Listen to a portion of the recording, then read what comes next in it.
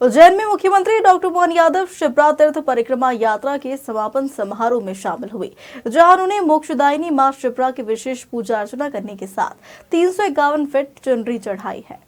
रामघाट पर आयोजित कार्यक्रम में मुख्यमंत्री डॉक्टर मोहन यादव ने मोक्षदायिनी मां शिप्रा नदी को 351 फीट लंबी चुनरी चढ़ाई, साथ ही सपत्नीक पूजा अर्चना कर संपूर्ण प्रदेश की उन्नति की कामना की।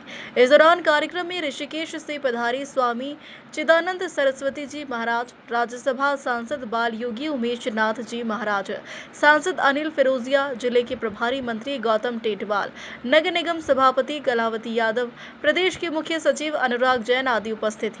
इस अवसर पर लेजर शो भी आयोजित किया। मुख्यमंत्री तथा अन्य अतिथियों द्वारा उत्कृष्ट कार्य करने वालों को सम्मानित भी किया है। ईश्वर के उस दृश्य को भी देखा है।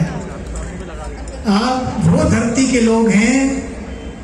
मैं आपसे बताना चाहता हूं, पूरे विश्व में मध्य प्रदेश के लोग विद्वत्ता के लिए, उनकी भाषा के लिए, उनके भाव के लिए पूरे विश्व में जाने जाते हैं।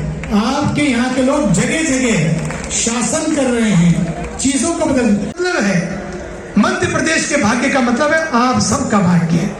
मध्य प्रदेश के भाग्य का मतलब है आप सबको रोजगार, आप सबको एक संस्कार मिलेगा। और पूरे विश्व में इंदौर ने एक बार नहीं, दो बार नहीं, 3 बार नहीं। इस अवसर पर अपने उद्बोधन में मुख्यमंत्री डॉक्टर मोहन यादव ने उज्जैन के ऐतिहासिक महत्व का वर्णन करते हुए कहा कि काल के प्रत्येक प्रवाह में उज्जैन नगरी का अस्तित्व रहा है। यह नगरी सदैव जीवंत रही है। सम्राट विक्रमादित्य, सम्राट अशोक से लेकर कई प्रतापी सम्राटों की कर्मभूमि यह अवंतिका नगरी रही है। मोक्षदायिनी अवंतिका नगरी देवताओं की राजधानी है। महाराज जी, माँ ये शिप्रा की लहरों के साथ इतिहास की कई सारी गौरवशाली घटनाओं की अगर कोई साक्षी है तो ये हमारी पावन माँ शिप्रा जी है। बोले शिप्रा महारानी की।